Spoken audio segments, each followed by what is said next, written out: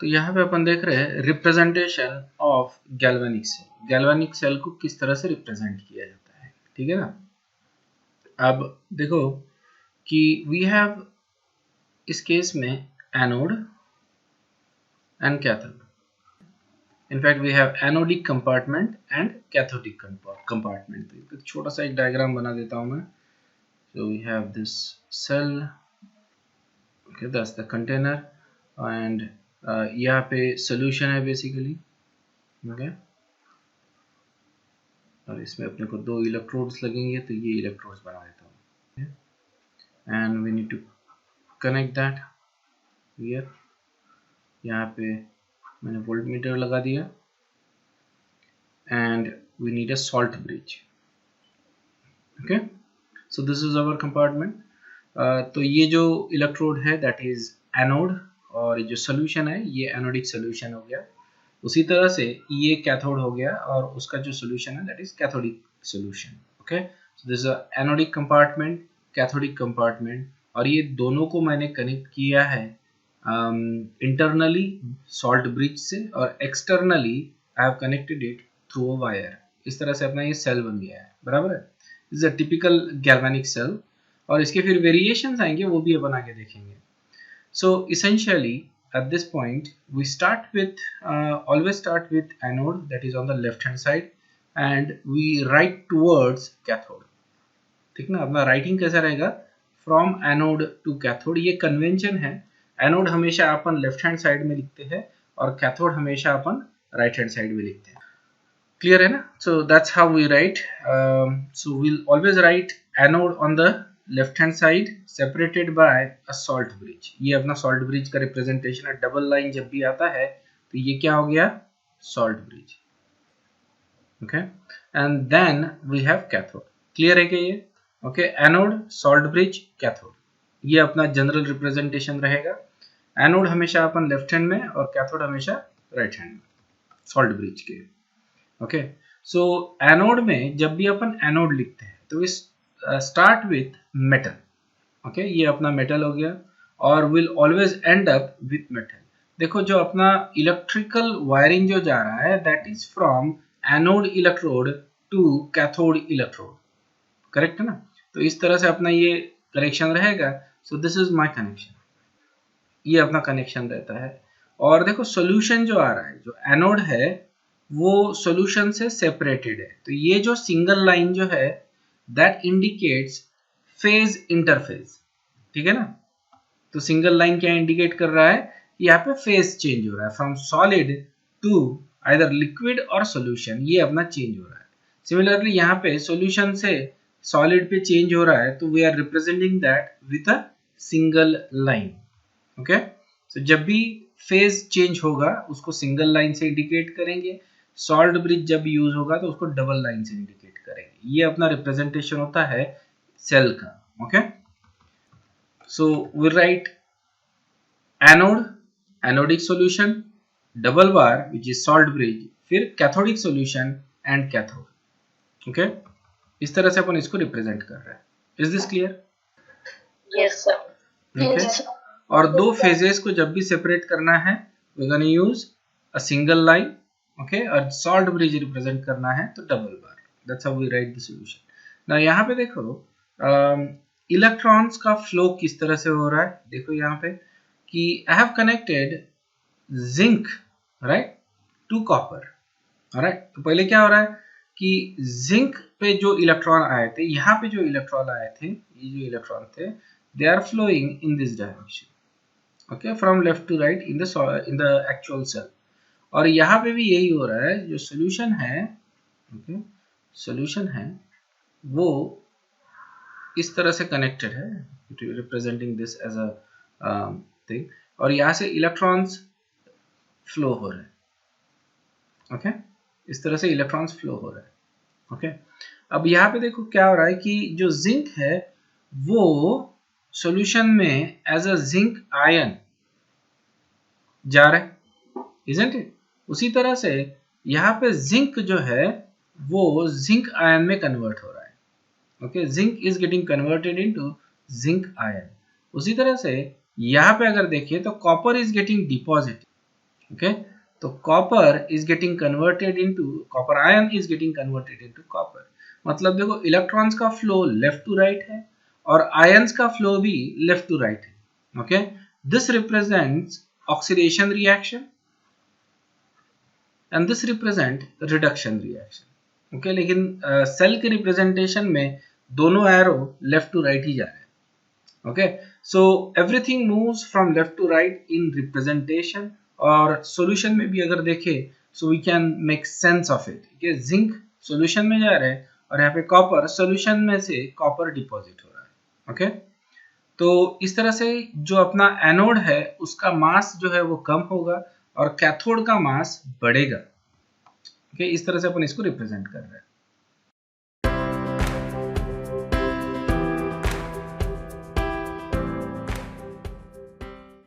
Okay, so this is a review question. इसको ठीक से पढ़ो और इसको आंसर करो.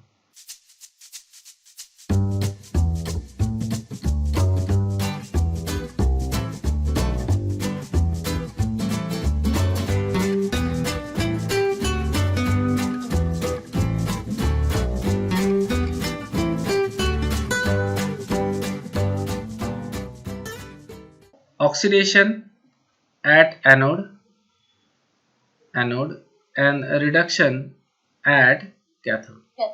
Okay, तो देखो doesn't matter which cell it is, दोनों में यही हो रहा है. ऑक्सीडेशन एनोड पे हो रहा है, रिडक्शन कैथोड पे हो रहा है.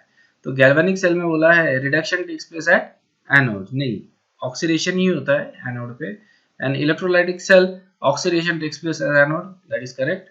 Electrolyte reduction takes place at cathode, that is correct. And in galvanic cell oxidation takes place at anode. तो ये जो दो स्टेटमेंट है ये कॉन्ट्राडिक्टिंग स्टेटमेंट्स है, तो दो में से एक ही आंसर होना चाहिए. ओके, दो में से एक ही आंसर होना चाहिए. जिन्होंने सी कर दिया है that I don't know what they were thinking, but basically ये दो में से एक ही आंसर होना चाहिए. Reduction takes place at anode और यहाँ पे पूछा है oxidation takes place at anode. तो कॉन्ट्राडिक्टिंग स्टेटमेंट रहने की वजह से answer has to be either A or D, and this is a very easy one because we remember an ox red cat, isn't it? तो इस तरह से अपन we can say the correct answer is A.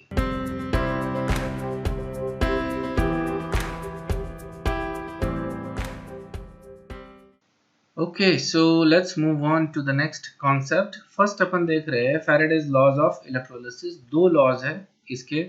So पहला law देख रहे हैं अपन, first law of electrolysis. Law देख लो अच्छे से, स्टेटमेंट इसको पढ़ लो अच्छे से. ओके, ये बोर्ड के एग्जाम में तुमको आते हैं लॉस को लिखना, तो तुमको लॉस को तो लिखना ही लिखना है. एट द सेम टाइम जो इक्वेशन आता है वो इक्वेशन भी डिराइव करना है. Alright, so the weights of the substances formed at electrode. Okay, अगर मान लो इलेक्ट्रोलिसिस कर रहे हैं अपन, तो जो सब्सटेंसेस फॉर्म हो रहे, लिबरेट हो रहे eight the electrode, at any electrode, either at anode or cathode, at any of the electrode, during electrolysis are directly proportional to the quantity of electricity that pass through the electrolyte. तो जो भी substances liberate हो रहे उनका जो mass रहेगा, जो mass of substance liberate हो रहे, they are directly proportional to the quantity of electricity that is passed through. So this is something we had actually discussed in atomic structure, if you remember that. Okay, because electrons को as a particle जो हम बोलते थे, that's because of Faraday's first law of electrolysis. Remember that? Faraday ने इसके ऊपर काफी सारा काम किया था और उसने कुछ लॉज बनाए थे कि जितना, पहला लॉ था उसका कि जितना इलेक्ट्रिसिटी अपन पास करेंगे तो जो अमाउंट ऑफ सब्सटेंस जो डिपॉजिट होगा, it is going to be directly proportional to that amount of electricity. Okay, this was Faraday's first law of electrolysis. तो इसका मतलब ये हो गया कि जब अपन मैटर को डिपॉजिट कर रहे हैं किसी इलेक्ट्रोड पे या मैटर को लिबरेट कर रहे हैं एट सम इलेक्ट्रोड, तो जो चीज इसको रिस्पॉन्सिबल है that itself must be a matter itself, isn't it? तो इसेंशियली इलेक्ट्रॉन्स को हमने बोलना चालू कर दिया these are particles, these are made up of matter particles. Okay, we had no other idea about them, but we knew that electricity is made up of tiny particles which are, we call them as electrons. ये समझ में आएगा क्या? Faraday's first law of electrolysis, sorry. Yes sir. Okay तो उसने बोला कि weight of substance is directly proportional to the charge. Okay जो हम चार्ज पास कर रहे हैं, ओके जितना भी हम चार्ज पास कर रहे हैं उसी के रिस्पेक्ट में मैटर डिपॉजिट होगा या लिबरेट होगा एट द इलेक्ट्रोड। ओके और प्रोपोर्शनलिटी साइन अगर अपन निकालते हैं या तो वी गेट Z Q और Q is equal to I T, ये हमको ऑलरेडी मालूम है।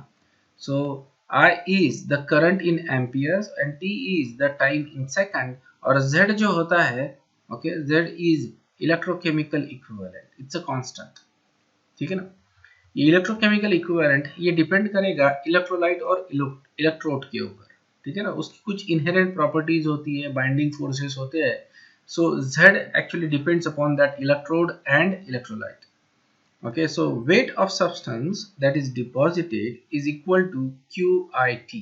तो मान लो मेरे को Z की वैल्यू निकालना है तो मैं क्या करूंगा, 1 एम्पियर का करंट पास करूंगा फॉर 1 सेकेंड, तो मेरे को Z की वैल्यू मिल जाएगी which is equal to the amount of substance that is deposited। So जितना भी substance deposit हो रहा है when we pass a 1 ampere current for 1 second, उसी weight को अपन क्या बोलेंगे, Z। ओके सो अपने को उस पर्टिकुलर सेल के लिए Z की वैल्यू मिल गई and I can use that for other calculations. समझ में आया? या this is the Faraday's first law of electricity, very simple law basically which states कि जितना इलेक्ट्रिक करंट पास करूंगा उतना सब्सटेंस लिबरेट होगा at any of the electrode. Okay तो this was the beginning of basically electrochemistry की using this law we can determine कितना substance अपने को बनाने का है, उसके लिए अपने को कितना करंट लगेगा एम्पियर में और उसको कितनी देर तक रन करने का है, उससे अपन डिटरमाइन कर सकते हैं कि अपने को कितना सब्सटेंस मिलेगा। Mass of the substance can be determined using Faraday's first law of electrolysis. So just remember that particular equation W is equal to ZIT। Okay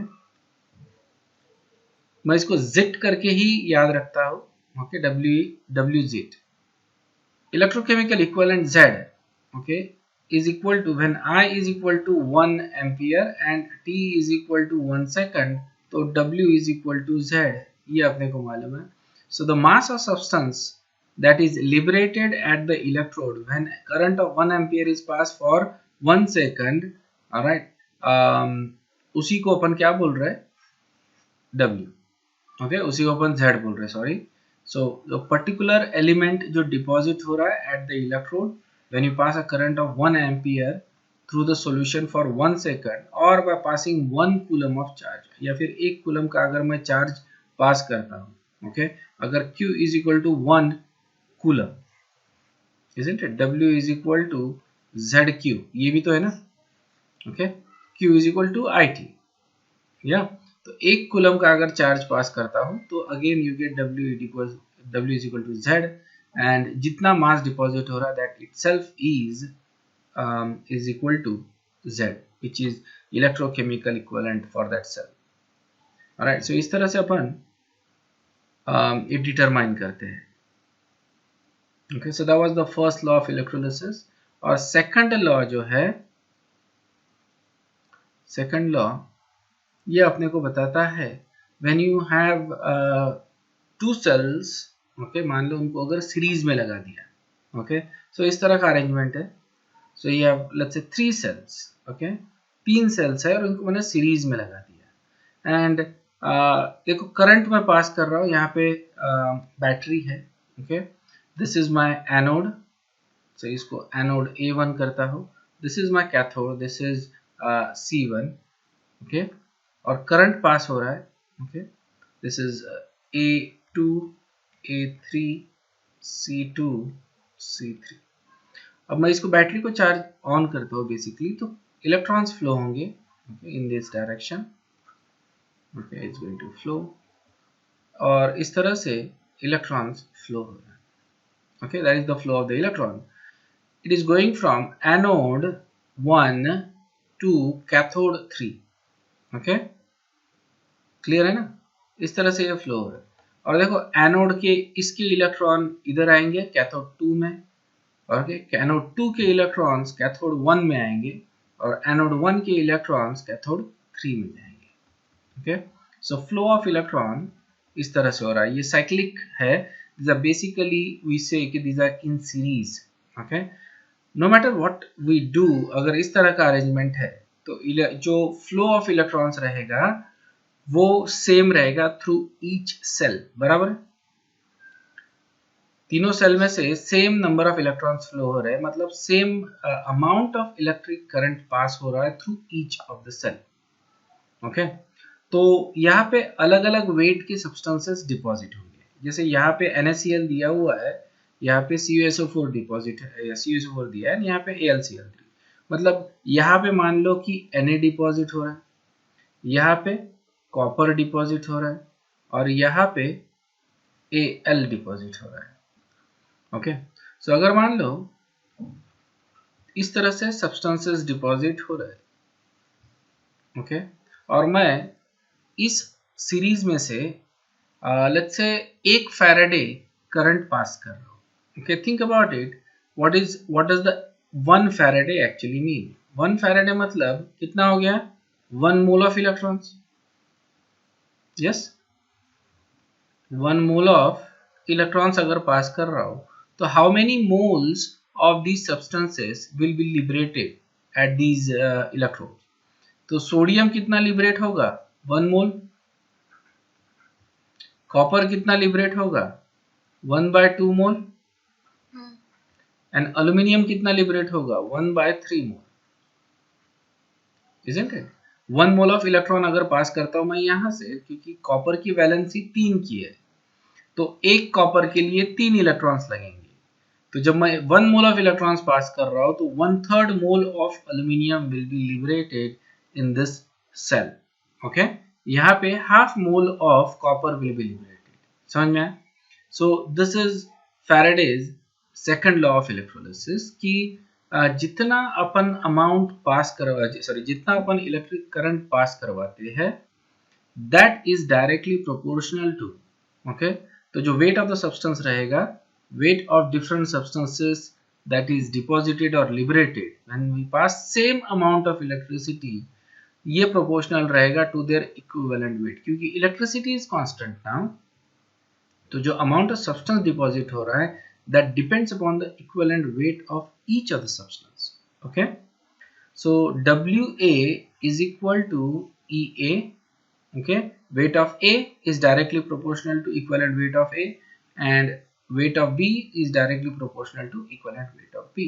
Okay, अब इनको अगर मैं डिवाइड करता हूँ तो मेरे को मिलेगा WA/WB is equal to EA/EB। यहाँ पे मैं कोई भी कांस्टेंट नहीं ले रहा हूँ, कांस्टेंट जो भी रहेगा that will get cancelled out. Okay, so WA/WB is equal to EA/EB, ये मेरे को मिलता है। This is the equation of Faraday's second law of electrolysis. Okay, this is Faraday's second law of electrolysis. Okay, now what you need to remember is that the equivalent weight of a substance, ये जो अगर निकालना है मेरे को, जैसे EB अगर निकालना है तो मैं निकाल लूंगा weight of B, okay, molecular mass of B, क्योंकि weight of B तो अपन equivalence के ले लेंगे, molecular mass of B divided by n factor, isn't it? equivalent weight अपन ऐसा निकालते हैं। okay, तो इसको अपन आगे इक्वेशन में यूज करने वाले हैं। So remember, equivalent weight of substance is equals to molar mass divided by n factor. Okay, so let's try to understand this.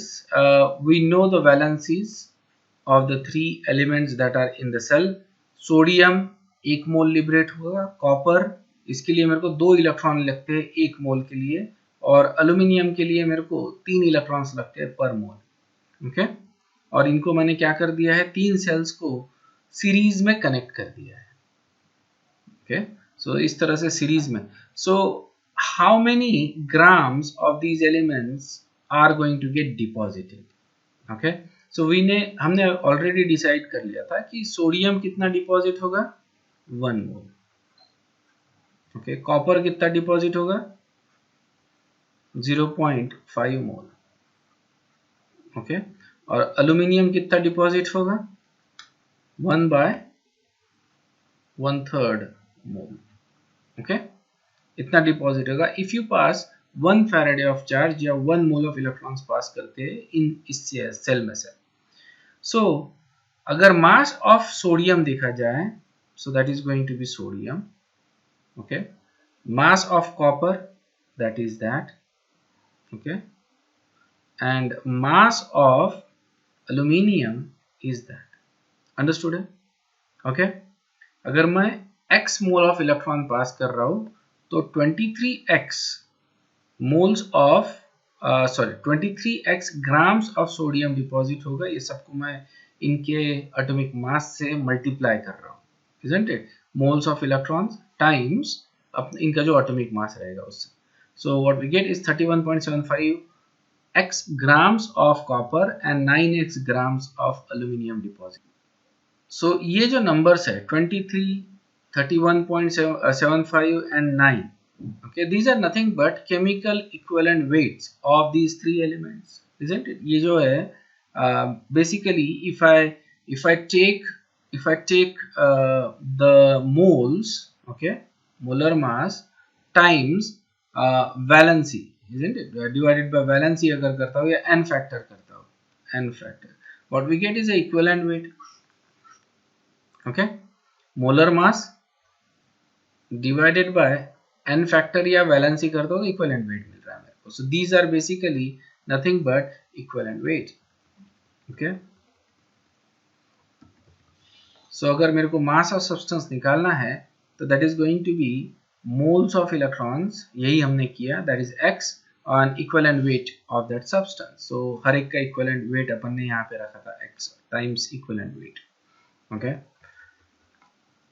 तो हमने कितना करंट पास किया है in coulombs. So basically we are passing 1 mole of electron. Okay, और इसको अगर अपन multiply करते हैं charge on 1 electron times moles, we get 96500 coulombs, that is nothing but 1 Faraday. Okay, so मैंने लास्ट क्लास में भी अपन ने देखा था 96500 Coulomb's of charge is pass through the solution. मतलब इतना चार्ज अगर मैं पास कर रहा हूं तो how many grams of sodium is deposited? 23 times x, yeah, that many gram of sodium is deposited, and this is nothing but equivalent weight times moles of electrons. ठीक है ना? यहाँ पे अगर सोडियम कॉपर लेते हैं तो copper is going to be 31.75x और एल्यूमिनियम अगर लेते हैं तो 9x. तो इस तरह से इतने कूलम से इतना अमाउंट ऑफ सब्सटेंस डिपॉजिट हो रहा है. This is nothing but 1 mole of electrons. So when we pass 1 Faraday of charge, या is basically 1 mole of electron और 1 Faraday of charge, we are getting 1 gram equivalent weight of substance, isn't it? 1 gram equivalent weight of substance will be deposited. Okay, so that is basically your molar mass divided by n factor. Okay, utna apna, this is nothing but molar mass divided by n factor. Okay, so 1 gram equivalent weight of substance will be deposited. This is something we need to calculate in exams. Okay, so W is equal to, okay, Q divided by Faraday. Okay, ये अपने को देगा moles of electrons that are passed or times E. Okay, this is basically the moles of electrons, yeah, and this is E, equivalent weight. So weight is equal to, ये तुमको ध्यान में रखना है. Okay, so from Faraday's first law, the weight is equal to ZQ. Okay, या फिर ZIT लिखते थे अपन, इसको अपन ZQ के फॉर्म में लिख रहे हैं. तो Z is equal to E divided by Faraday. तो इस तरह से भी हमारे Z निकाल सकते हैं from the first and the second law. Okay, so this is the second law and this is the first law. दोनों को equal कर रहे हैं अपन. So what we get is Z is equal to E divided by Faraday, 96500. So this is how we can understand the Faraday's first law of electrolysis. Sorry, second law of electrolysis. Okay. Now, if you think about it, there is a clear link between a redox reaction and electrochemistry. Electrochemistry और redox reaction में there is a connection. Okay. हमने redox reaction को इस तरह से define किया था, loss of electrons or oxidation, gain of electrons or reduction. इस तरह से अपन ने define किया था redox reaction को. Okay. और electrochemistry में भी reduction और oxidation दोनों चीजें simultaneously हो रही है, isn't it? So how do we make sense of it? So ये जो principles है ये अपन लगा सकते हैं basically Faraday's second law. Okay, that is your second law. So we can say equivalent weight of A is equal to equivalent weight of B. Okay, redox में अपन ने पढ़ा है कि if you have let's say a reaction, ठीक है ना, तो अगर मेरे को products कितना बना है या उस reaction के बारे में अगर कोई calculation करनी है, there are two ways. We can use mole concept or we can use equivalent concept. Okay, अब मोल कॉन्सेप्ट में जब निकालना होता है अपने को आंसर, तो सबसे पहली चीज अपने को करनी पड़ती है is to balance the equation को अपने को बैलेंस करना पड़ता है. और इक्विवेलेंट कॉन्सेप्ट में व्हेन यू नो दिस कि equivalence of one is equal to equivalence of another one, okay, क्योंकि इलेक्ट्रॉन्स का लेन देन हो रहा है, so इसका मतलब है कि you don't actually need to balance the equation because this particular fact is always going to be true in a balanced equation. Okay, तो equivalence of A and is always going to be equivalence of B. तो redox में अगर मान लो A and B are anodes and cathodes, ठीक है ना, या फिर जो अगर ये देखते हैं सेकंड लॉ, उसमें अपन क्या कर रहे हैं, सीरीज में कनेक्ट कर रहे हैं. तो सीरीज में अगर कनेक्ट कर रहे हैं तो जितने भी अमाउंट्स लिबरेट हो रहे हैं their equivalents are going to be same. Okay, जैसे for example if you look at this, ये जो नंबर्स है these are nothing but one equivalent. Okay, isn't it? तो अपने को मास नहीं मालूम, but let's say that we took you know something that is equivalent to their molar masses. Okay, या 1 mole of substances अगर डिपॉजिट हो रहा है, so these are going to be equivalents. तो जितना भी सब्सटेंस डिपॉजिट होगा इसमें, so that is always going to be same equivalent. For example, x की वैल्यू अगर 1 है तो we get 23 grams of sodium, 31.75 grams of copper and 9 grams of aluminium. Okay, so when x is equal to 1, so यहाँ पे एक एक equivalent सभी के डिपॉजिट हो रहे हैं. Okay, when x is equal to 2, तो क्या होगा, so सोडियम कितना डिपॉजिट होगा, 46 ग्राम. ओके, ये कितना डिपॉजिट होगा, 3.5 grams. Okay, and this is going to be 18 grams. Okay, इस केस में ये जो डिपॉजिट हो रहा है these are two equivalents in each case, isn't it? इसी तरह से मैं इसको किसी भी नंबर से मल्टीप्लाई कर सकता हूँ, लेकिन मेरे को क्या दिखेगा, जितना इक्विवेलेंट सोडियम का डिपॉजिट हुआ है उतना ही इक्विवेलेंट कॉपर का भी डिपॉजिट होगा, उतना ही इक्विवेलेंट एल्यूमिनियम का भी डिपॉजिट होगा, isn't it? And this should be sensible क्योंकि सेम नंबर ऑफ इलेक्ट्रॉन्स अगर पास हो रहे हैं तो although their masses are going to be different, लेकिन the number of equivalents जो डिपॉजिट हो रहे हैं that should be same. So that is always going to be same for redox reaction. और यहाँ पे अपन लिख सकते हैं equivalents at cathode is equal to equivalents at anode for the same cell, या फिर अगर सीरीज में है तो equivalents of all the compounds that are liberated are going to be equal. ये अपन मतलब सीधा बोल सकते हैं, we don't actually need to know because of that equivalent concept. Okay, और यहाँ पे अपन यही कर रहे हैं basically, equivalents of this is equal to equivalents of that. Alright, let's take a review question again. Okay, question को ठीक से पढ़ो और इसको आंसर करो, बताओ.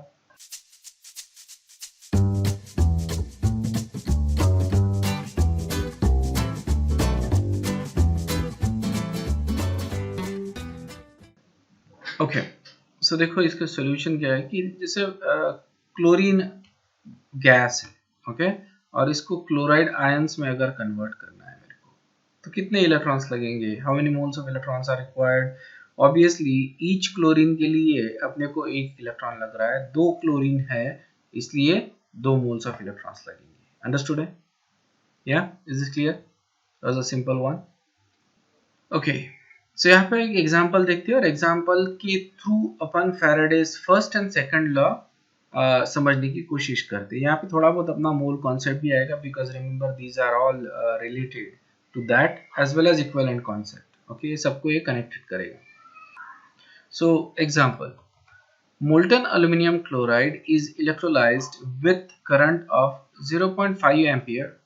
27 grams of aluminum are deposited. Assuming 100% efficiency, अभी अपने को सीरीज ऑफ क्वेश्चंस आंसर करने हैं। ओके, तो अमाउंट ऑफ सब्सटेंस डिपॉजिट हुआ 27 ग्राम्स, करंट अपन ने पास किया है 0.5 एम्पियर और इफिशिएंसी दी है अपने को, या एफिकेसी दी है इसकी 100% है। How many gram equivalents of aluminium are produced. Okay, कितने gram equivalent of aluminium produce. Gram equivalent बोले तो अपने को इक्विवेलेंट कॉन्सेप्ट यूज करना है। ग्राम इक्विवेलेंट अगर निकालना है तो weight divided by equivalent weight. Okay, सीधा सीधा है। इक्विवेलेंट वेट होता है molar weight divided by N factor, ये अपने को मालूम है। सो वेट 27 और डिवाइडेड बाय इक्विवेलेंट, इसका जो इक्विवेलेंट वेट होता है 9। 27 divided by 9 we get 3। okay, so 3 gram equivalent weight of substance is deposited। एक बार ये आंसर मेरे को मिल गया कि मेरे को कितने इक्विवेलेंट एक सब्सटेंस के डिपॉजिट हुए हैं। ओके, इसका मतलब मैं अब उस सीरीज में लगे हुए किसी भी सेल की इक्विवेलेंट्स निकाल सकता हूँ और फिर मैं यही कैलकुलेशन जो है वो रिवर्स में करके, अब मेरे को इक्विवेलेंट्स पता चल गए, इक्विवेलेंट वेट मेरे को उस सब्सटेंस का निकालना पड़ेगा, लेकिन मैं उसका वेट ऑफ या उसका जो भी मास है या वेट तो वो निकाल सकता हूँ। Wait of substance deposited can be calculated. And understood है कि ये, तो मेरे को एक सब्सटेंस से उसका मास दिया रहेगा, कितना डिपॉजिट हुआ है, उससे मैं उसके इक्विवेलेंट्स निकालूंगा। अब मैं यही किसी भी सब्सटेंस के लिए अप्लाई करूंगा और बोलूंगा कि इक्विवेलेंट्स उसके सेम रहेंगे तो मास मैं निकाल सकता हूँ। सेकंड क्वेश्चन है, how many moles of aluminium are produced. ठीक है ना, यहाँ पे अपने को मोल कॉन्सेप्ट यूज करना है। 27 ग्राम इज 1 मोल। एक मोल प्रोड्यूस हो रहा है, बेसिकली एक मोल डिपॉजिट हो रहा है, which is also equivalent to 3 equivalent. Okay, 3 equivalent, क्योंकि अपने को 3 इक्विवेलेंट या 3 मोल्स ऑफ इलेक्ट्रॉन्स लगेंगे for 1 mole of aluminium. How many atoms of aluminium are produced, इसको मैं सीधा सीधा एवोगाड्रो नंबर से मल्टीप्लाई करूंगा। Alright, so 1 मोल है तो एवोगाड्रो नंबर मतलब 6.022 into 10 to the power 23. How many electrons are involved? Obviously 3 moles of electrons are involved, isn't it? So each aluminum requires 3, so 3 moles of electrons are required. How many Faraday of charge are consumed? कितने Faraday of charge consume कर, मेरे को कितने equivalents लग रहे थे? 3 equivalents, isn't it? 1 equivalent is 1 Faraday, तो 3 equivalents is equal to 3 Faraday। Understood है? सो इक्विवेलेंट से मैं सीधा सीधा बता सकता हूँ कि मेरे को चार्ज कितना लगेगा। Okay, so 3 Faraday of charge. यहाँ पे मैं मोल कॉन्सेप्ट भी यूज कर सकता हूँ। Alright, so how many moles of aluminium are deposited, obviously 1 mole. Okay, 1 mole है, इतना डिपॉजिट हो रहा है और एल्यूमिनियम की वैलेंसी कितने की है? 3 की। Okay, and that's why 3 Faraday of charge would be required. How many litres of chlorine at STP is produced. अब अपने को इक्विवेलेंट कॉन्सेप्ट यूज करके क्लोरीन कितना बनेगा ये पता करना है। Okay, for the same cell. तो यहाँ पे we can actually use mole concept. अगर तुमको समझ में आया तो you can also use mole concept. Okay, अगर 1 मोल ऑफ एल्यूमिनियम डिपॉजिट हो रहा है तो मेरे को सिर्फ निकालना है फिर कितने मोल्स ऑफ क्लोरीन प्रोड्यूस हो रहे हैं, और फिर मोल्स अगर मेरे को मिलते हैं तो I can convert that into mass. Okay, that is something I can do, but will try to use an equivalent concept यहाँ पे।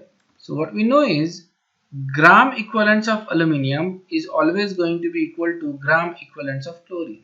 ओके, और ये कितने हैं gram equivalents? 3। Okay, 1 molecule of chlorine would require 2 atoms of chlorine। okay, और हर atom के लिए 2, क्योंकि अपन ने अभी थोड़ी देर पहले निकाला था कि कितने इलेक्ट्रॉन्स लगते हैं फॉर क्लोरीन, isn't it?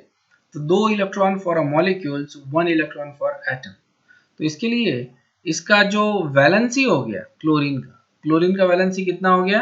2 का, यस, क्लोरीन मॉलिक्यूल का वैलेंसी कितना हो गया 2 का, तो मैं उसका इक्विवेलेंट वेट निकाल लेता हूँ, okay, equivalent weight is molecular weight divided by 2 which is this, and if you know this directly you don't actually need to do anything, ठीक है। अगर क्लोरीन मॉलिक्यूल का इक्विवेलेंट वेट तुमको मालूम है, so you can directly say कि equivalent weight of chlorine is 35.5, okay। अब इसका मास अगर निकालना है मेरे को, कितना मास ऑफ क्लोरीन डिपॉजिटेड, तो I can use equivalence time equivalent weight, okay. Equivalence कितने डिपॉजिट हुए 3 टाइम्स इक्विवेलेंट वेट, ध्यान में रख लो ये कैसे निकाल रहे हैं अपन। So equivalent times equivalent weight would get is the amount of substance, amount of chlorine that is liberated. हमको लीटर्स में आंसर निकालना है, that can also be done very easily. So अपने को मास मिल गया अभी, okay, mass divided by molecular weight, मेरे को क्या मिलेगा मोल्स ऑफ क्लोरीन, और मोल्स ऑफ क्लोरीन को मैं वॉल्यूम में कन्वर्ट कर दूंगा। Is this clear? Next question है how many coulombs of charge are involved, okay, 3 equivalent है, तो कितने फैराडे ऑफ चार्ज लगेगा अपने को 3 फैराडे, 3 फैराडे को अपने को कूलम्स में कन्वर्ट करना है, तो 3 को मल्टीप्लाई कर दो 96500 से, so that many coulombs of charge would B involved. Electrolysis अगर करना है तो कितना टाइम लगेगा, तो यहाँ पे कूलम्स में चार्ज आ गया, देखो अपन Q equal to I T use करेंगे, Q जो लेना है यहाँ पे हमेशा कूलम्स में लेना है, इतना ही चीज तुमको ध्यान में रखना है, Q must be in coulombs, Q is equal to I T, और मेरे को टाइम निकालना है तो Q by I and that is the second and that is the hours, समझ में है ना। तो इस तरह से आवर्स में अपन आंसर निकाल रहे हैं अपना, इतने घंटे लग जाएंगे मेरे को चार्ज करने में, इतना एल्यूमिनियम डिपॉजिट करने में। ऑब्वियसली यहाँ पे जो करंट है that is a very low current, okay, 0.5 amp, अगर मैं एम्पियर बढ़ाता हूँ तो obviously the time required would be much smaller from this equation, isn't it. ज्यादा एम्पियर का करंट अगर पास करूंगा तो टाइम जो लगेगा मेरे को that is going to be very small, understood है। So all this questions are clear कि किस तरह से अपन सॉल्व कर सकते हैं। सो ये बहुत इंपॉर्टेंट है बेसिकली कि किस तरह से अपने को ये जो कैलकुलेशंस है यूजिंग इक्विवेलेंट, ये तो जो क्लोरीन वाला था was a type of question that you can get in the exam.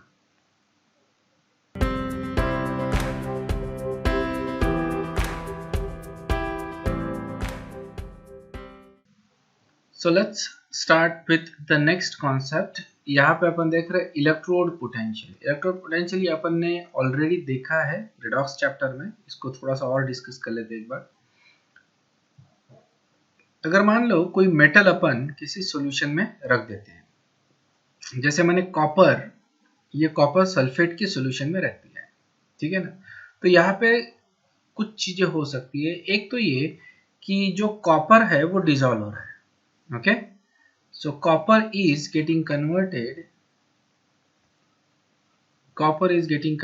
into copper 2 plus ion, okay, ये एक हो सकता है, isn't it?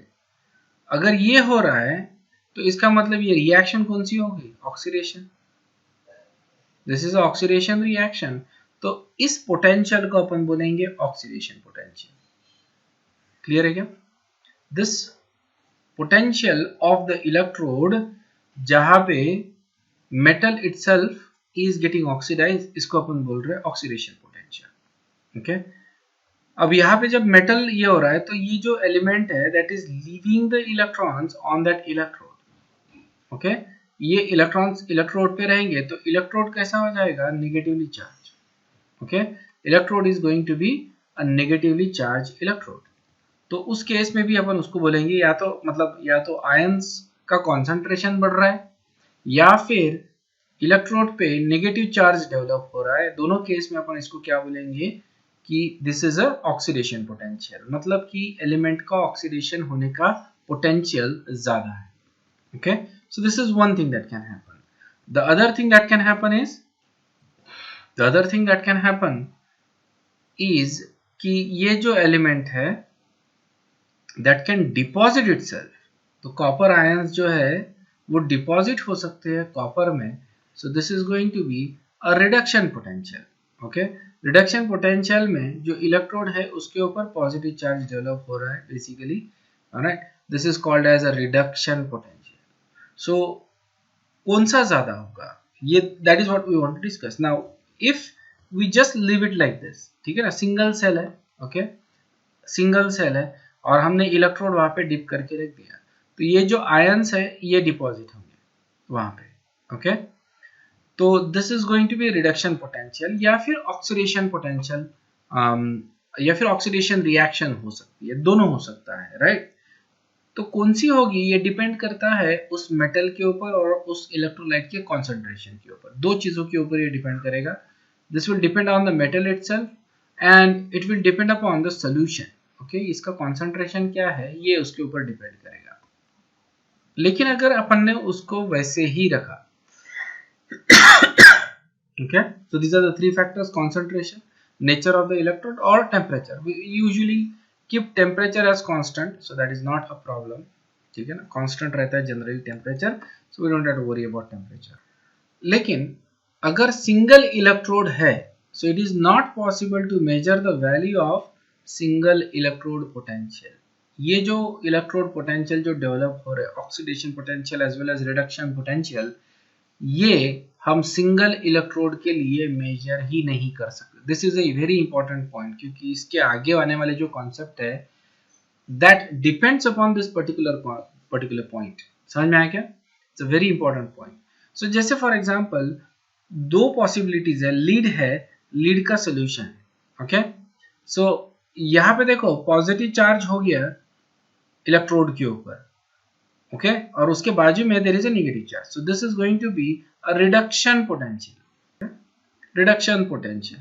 और यहाँ पे मेटल के ऊपर नेगेटिव चार्ज है, this is going to be oxidation potential, okay. ये दोनों पॉसिबिलिटीज है. वी यूज्ड कॉपर, लेकिन this diagram is indicating lead, okay. So same thing. तो ऑक्सीडेशन में क्या हो रहा है कि मेटल इज गेटिंग ऑक्सीडाइज्ड, तो सॉल्यूशन में पॉजिटिव आयंस बन रहे हैं, तो इलेक्ट्रोड के ऊपर नेगेटिव चार्ज आएगा. और रिडक्शन में the metal ions are getting reduced, तो मेटल के ऊपर पॉजिटिव चार्ज और सॉल्यूशन के ऊपर नेगेटिव आयंस बचे रहे, ओके. नाउ ये जो बेसिकली पोटेंशियल है, ओके, ये exist at a very thin layer between these ions, okay. So potential difference जो रहेगा ये बहुत ही थिन लेयर में एग्जिस्ट करेगा इन दिस टू आयंस. और अगर मैं मेजर करने की कोशिश करता हूं, मान लो इसको, is that going to be possible for me? Absolutely not, बराबर है. इसको अगर पोटेंशियल डिफरेंस को मैं मेजर करने की कोशिश करता हूं, so what is going to happen is that as soon as I connect it, I am going to introduce a new potential. किसी चीज को अगर मैं इसको कनेक्ट कर दिया, so there is going to be a new potential now, okay.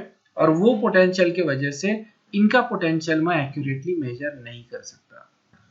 So I create another different potential, जिसकी वजह से जो इनका इनहेरेंट पोटेंशियल है वो अपन मेजर नहीं कर सकते. ऑलराइट.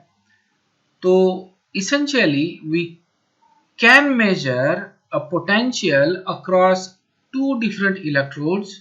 अगर दो अलग अलग इलेक्ट्रोड है उनके बीच का पोटेंशियल मैं मेजर कर सकता हूँ in galvanic cell, okay. Isn't it? ये अपने को मालूम है. तो हम क्या करेंगे, हम एक रेफरेंस इलेक्ट्रोड यूज करेंगे to measure the potential of the electrode itself. Remember, the whole idea behind this electrochemistry thing is that we need to know the potential of the electrode. अगर इलेक्ट्रोड का potential ही नहीं मालूम, the whole exercise is useless, isn't it? तो मेरे को क्या चाहिए पता, मेरे को उस इलेक्ट्रोड का पोटेंशियल पता रहना चाहिए. लेकिन सिंगल इलेक्ट्रोड का मैं मेजर कर ही नहीं सकता, isn't it? तो मेरे को क्या करना पड़ेगा, सेल बनाना पड़ेगा जिसमें मेरे पास एक इलेक्ट्रोड रेफरेंस इलेक्ट्रोड है और दूसरा इलेक्ट्रोड अननोन इलेक्ट्रोड है.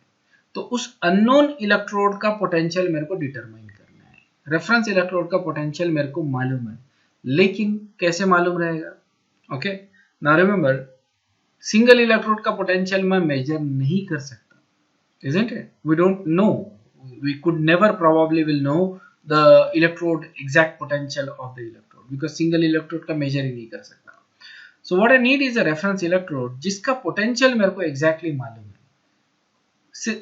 मतलब this is basically chicken and egg theory, isn't it? Electrode पता करने के लिए मेरे को कोई रेफरेंस इलेक्ट्रोड चाहिए, और रेफरेंस इलेक्ट्रोड का पता करने के लिए I need another reference electrode. ये हो नहीं सकता। चिकन एंड एग समझ में आ रहा है ना, अंडा पहले आया चिकन पहले आया, क्या tell. So what we did is exactly we didn't know the potential of any of the electrode, तो हमने क्या कर दिया कि एक ऐसा इलेक्ट्रोड चूज किया, इसको अपन स्टैंडर्ड हाइड्रोजन इलेक्ट्रोड बोलते हैं। This is a primary reference electrode. Okay, क्या है प्राइमरी रेफरेंस इलेक्ट्रोड। इसका पोटेंशियल मैंने बोल दिया 0 वोल्ट, अज्यूम कर दिया। Okay, 0 volt because we had no other idea basically. So that is the only thing we can do कि हमने बोल दिया स्टैंडर्ड हाइड्रोजन इलेक्ट्रोड का जो पोटेंशियल है वो 0 वोल्ट है, ये अज्यूम कर लिया, ये मान लिया, और इसको मैंने कनेक्ट कर दिया अब किसी भी दूसरे इलेक्ट्रोड के साथ। तो अब मैं उस इलेक्ट्रोड का पोटेंशियल निकाल सकता हूँ बिकॉज इसका पोटेंशियल कितना है 0। क्लियर है क्या? इस तरह से अपन standard hydrogen electrode as a reference electrode करके यूज करते हैं। This is a primary electrode, then there is a calomel electrode which is a secondary electrode. अलग अलग इलेक्ट्रोड है, these are secondary electrode, लेकिन primary reference electrode is basically standard hydrogen electrode. तो यही अपन देख रहे हैं। Okay, standard hydrogen electrode. Board में तुमको इसका कंस्ट्रक्शन आएगा, समझ में आया ना, बोर्ड के हिसाब से भी इंपॉर्टेंट है। तो किस तरह से स्टैंडर्ड हाइड्रोजन इलेक्ट्रोड हम यूज करते हैं, बनाते हैं, तो इसके ऊपर नोट लिखने को आता है। ओके, सो इस इलेक्ट्रोड का potential is defined to be 0। This is arbitrary. Okay, हमने इसको क्या बोल दिया 0। इसको इस तरह से रिप्रेजेंट कर रहे हैं अपन। दिस ये केस में अगर तुम देखोगे तो इसको हम रिप्रेजेंट कर रहे हैं एज एनोड, एनोड रिप्रेजेंट कर रहे हैं। बट इसको अपन एज अ कैथोड भी रिप्रेजेंट कर सकते, इसी को उल्टा लिखना पड़ेगा। क्लियर है क्या? जैसे अपन यहाँ पे लिख रहे हैं स्टार्टिंग विथ प्लैटिनम, तो अगर मेरे को इसको एज अ कैथोड लिखना है तो I'm gonna start with double line H plus, okay, single line H2 gas and then single line platinum। इस तरह से मैं इसको रिप्रेजेंट कर सकता हूँ, समझ में? This is basically as cathode and this is as anode. So ये जो है that is your standard hydrogen electrode. Okay, यहाँ पे जो सोल्यूशन है, ओके, ये HCl का सोल्यूशन है, that is 1 molar HCl solution. ठीक है ना, जो कॉन्सेंट्रेशन लेते हैं अपन सॉल्यूशन का, it's a highly acidic solution, it's a 1 molar solution. Then there is a tube, inner glass tube. Okay, नीचे से ओपन है बेसिकली, और यहाँ पे there is a platinum plate, okay, that is connected to a platinum wire, and this platinum wire ये अपन connect कर सकते हैं दूसरे इलेक्ट्रोड को। ओके, इस प्लैटिनम वायर को अपन दूसरे इलेक्ट्रोड को कनेक्ट कर रहे हैं। यहाँ से मैं हाइड्रोजन गैस पास करता हूँ। ओके, हाइड्रोजन गैस, समझ में? तो hydrogen gas is coming in contact with solution, face change हो रहा है गैस टू लिक्विड। ओके, और देखो platinum which is a solid, okay, platinum which is coming in contact with the gas and gas is coming in contact with solution। so 3 phases आ रहे हैं, इसलिए 2 बार अपन use कर रहे हैं, सिंगल बार। Understood है? 2 single बार use कर रहे हैं क्योंकि यहाँ पे 3 सॉल्यूशंस, सॉरी 3 अलग अलग स्टेट्स आ रहे हैं। ओके, गैस, सॉलिड और लिक्विड। सो यहाँ पे जो सॉल्यूशन, जो रिएक्शन, जो भी अपन स्टैंडर्ड हाइड्रोजन या फिर जो भी रेफरेंस इलेक्ट्रोड यूज करते हैं, उसमें जो रिएक्शन होती है दैट शुड बी रिवर्सिबल। ध्यान में रखना, रिवर्सिबल इसलिए क्योंकि we want to use that either as cathode और एज एनोड, मतलब कैथोड के जैसा भी यूज करते आना चाहिए और एनोड के जैसा भी। तो जो भी रिएक्शन होती है that should be reversible. Okay, तो इसको एक डायरेक्शन में मैं इस तरह से लिख सकता हूँ कि जो इलेक्ट्रोड है वो इस तरह से रिएक्शन हो रही है कि हाइड्रोजन आयंस जो है सॉल्यूशन के, these are getting reduced to give you hydrogen gas. Okay, hydrogen gas बना रहे हैं, तो इसका मतलब ये नहीं कि हाइड्रोजन गैस वापस जाएगा, हाइड्रोजन गैस बाहर ही आएगा। You can see the bubbles, okay, if you look it carefully, bubbles. So gas हम यहाँ से कंटिन्यूअसली पंप कर रहे हैं at a pressure of 1 atm। Okay, और यहाँ पे अपन कॉन्सेंट्रेशन जो है वो H+ का मेंटेन कर रहे हैं 1 मोलर। सो कंटिन्यूअस रिएक्शन हो रही है, यहाँ से हाइड्रोजन गैस अपन पंप कर रहे हैं, यहाँ पे प्लैटिनम ब्लॉक है, बेसिकली प्लैटिनम प्लेट है, इसको प्लाटिनाइज्ड किया गया है प्लैटिनम ब्लैक से। प्लैटिनम ब्लैक से इसको कोट कर दिया है, इसको प्लैटिनाइज्ड प्लेट बोलते हैं अपन। बेसिकली प्लैटिनम ब्लैक से इसलिए कोट किया है इसको ताकि सरफेस एरिया बढ़ जाए। ओके क्योंकि जब प्लैटिनम सिर्फ मेटल होता है तो इसका बहुत सरफेस जो होता है फाइन होता है, सरफेस एरिया कम होता है। We want large surface area ताकि रिएक्शन बहुत जल्दी हो। ओके तो इसलिए अपन ने क्या कर दिया, इसको प्लैटिनम ब्लैक से मतलब प्लैटिनम के पाउडर से इसको कोट कर दिया है। ओके और पाउडर से कोट कर, बहुत ही फाइन पाउडर से इसको कोट किया है। अगर आंखों से देखेंगे तो it will look uniform plate जैसे प्लैटिनम होता है, basically will just look like that. Okay there is not going to be any visible difference, लेकिन इसको प्लैटिनम ब्लैक से कोट किए रहने की वजह से इसमें छोटे छोटे पोर्स रहेंगे बेसिकली, जिसके वजह से इसका सरफेस एरिया बहुत ज़्यादा बढ़ जाएगा। तो जब अपन हाइड्रोजन यहाँ से पंप करेंगे तो यहाँ पे हाइड्रोजन गैस जो है वो एब्जॉर्ब हो जाएगा और रिएक्शन होगी ये वाली। ओके और जैसे जैसे अपन गैस पंप करेंगे धीरे धीरे वो गैस जो है वो लिबरेट भी होगा। सो अगर ये रिएक्शन हो रही है तो अपोजिट रिएक्शन भी होगी। Okay this is a reduction reaction. Okay ये रिडक्शन रिएक्शन कब होगी? रिडक्शन रिएक्शन कब होगी? जब अपन इसको एज अ कैथोड करके यूज करेंगे। समझ में है ना? उसी तरह से ऑक्सीडेशन रिएक्शन होगी। ऑक्सीडेशन रिएक्शन में this is going to get oxidized into H++ electron. ठीक है ना? जब अपन इसको एनोड करके यूज करेंगे तो ये रिएक्शन होगी, जब अपन इसको कैथोड करके यूज करेंगे तो ये रिएक्शन होगी। ओके सो इस तरह से ये रिएक्शन इस हाइड्रोजन इलेक्ट्रोड में हो रही है। Alright, so that's something we have already seen. जो required condition है, solution का concentration should be 1 molar और gas pressure should be 1 atm. Temperature अपन generally 25 डिग्री सेल्सियस ही रखते हैं। Temperature बहुत ज़्यादा रोल प्ले करता है इन सब चीज़ों में, but we always keep the temperature constant. ठीक है ना? We don't actually change the temperature. लेकिन think about it कि अगर मैं कोई इलेक्ट्रोकेमिस्ट्री कर रहा हूँ, so is it necessary for me to maintain a 25 degree Celsius temperature? That's not possible, no? बराबर है, ये पॉसिबल नहीं है। तो ऑब्वियसली हमको जो वैल्यू मिलेगी उसको कन्वर्ट करना पड़ेगा फॉर स्टैंडर्ड टेम्परेचर। जो वैल्यू मिलेगी मतलब एक्सपेरिमेंट तो मैं कर लूंगा, जो भी मेरा आंसर आएगा इस केस में उस आंसर को मेरे को कन्वर्ट करना पड़ेगा इनटू टेम्परेचर, इनटू जब मेरे को टेम्परेचर 25 डिग्री सेल्सियस रहेगा तब मेरे को जो वैल्यू मिलेगी उसमें। ओके तो ये अपन आगे देखेंगे किस तरह से उसको करते हैं, but temperature is kept constant for the purpose, theoretical purpose. Practically उसको किस तरह से अपन ट्रीट करते हैं, because it's not possible to maintain the temperature, तो प्रैक्टिकली इसको कैसे डील करते हैं वो अपन आगे देखेंगे। तो I think will stop here, इसको कंटिन्यू करेंगे नेक्स्ट इसमें। Will continue same basically standard hydrogen electrode.